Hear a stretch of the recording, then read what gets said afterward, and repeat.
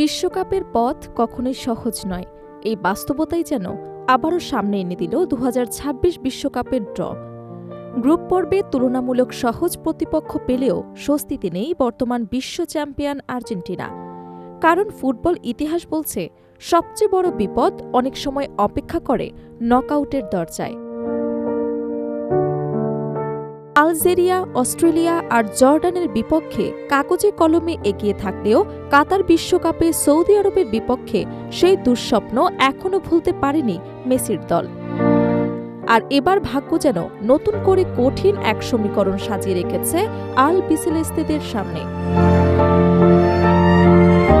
Group champion হলেও round of 32 এই প্রতিপক্ষ হতে পারে ইউরোপের পরাশক্তি স্পেন কিংবা লাতিন ফুটবলের চিরচেনা যোদ্ধা উরুগুয়ে। অর্থাৎ শিরোপা ধরে রাখার মিশনে প্রথম নকআউটে আর্জেন্টিনাকে দিতে হতে পারে সবচেয়ে বড় অগ্নি পরীক্ষা। বিশ্বকাপ শুরু হবার আগেই তাই স্পষ্ট, মেসিদের জন্য ২০২৬-এর পথ মোটেও মসৃণ নয়, বরং শুরু থেকেই অপেক্ষা করছে মহারণের চাপ।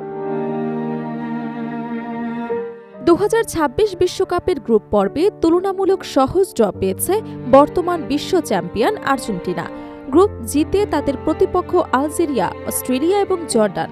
ফুটবল বিশ্লেষকদের মতে কাগজে কলমে এই গ্রুপ থেকে আর্জেন্টিনার পরের রাউন্ডে ওঠা খুব কঠিন হবার কথা নয়। তবে আর্জেন্টিনা শিবিরে আত্মতুষ্টির কোনো সুযোগ নেই, কারণ ৪ বছর আগের এক তিক্ত স্মৃতি এখনও তাড়া করে বেড়াচ্ছে লিওনেল স্কোয়ালিনির দলকে। ২০২২ কাতার বিশ্বকাপে নিজেদের প্রথম ম্যাচে সৌদি আরবের কাছে হেরে বিশ্ব ফুটবলকে হতবাক করেছিল লিওনেল মেসির আর্জেন্টিনা।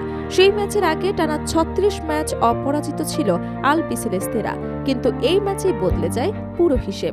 সেই ধাক্কা কাটিয়ে শেষ পর্যন্ত বিশ্বকাপ জিতলেও শুরুটা ছিল দুঃস্বপ্নের মতো। তাই এবার তুলনামূলক সহজ গ্রুপ পেলেও কোনো দলকে হালকাভাবে নিচ্ছেন না বর্তমান বিশ্ব চ্যাম্পিয়নরা।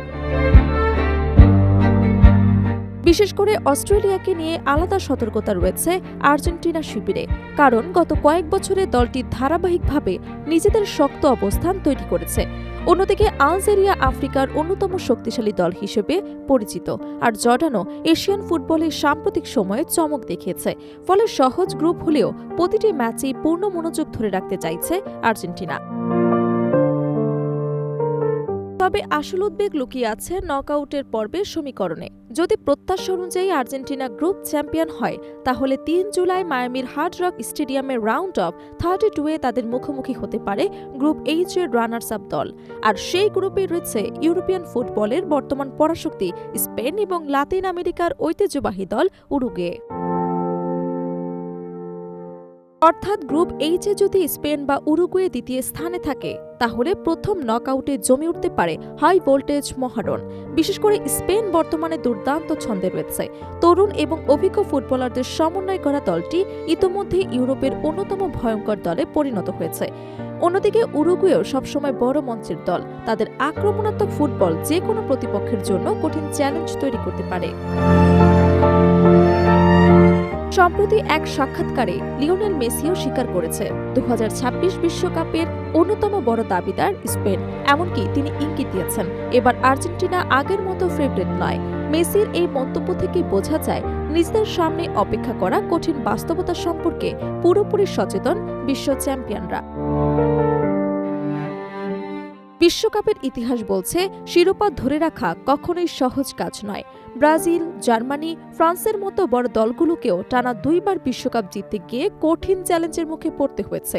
সেই বাস্তবতাই এবার সামনে দাঁড়িয়ে আছে আর্জেন্টিনার জন্য। সব মিলিয়ে গ্রুপ পর্বে স্বস্তি থাকলেও নকআউটের দরজায় অপেক্ষা করছে ফুটবল বিশ্বের সবচেয়ে কঠিন পরীক্ষাগুলোর একটি। আর সেই পরীক্ষায় মেসির আর্জেন্টিনা কতটা সফল হবে, এখন সেটাই দেখার বিষয়।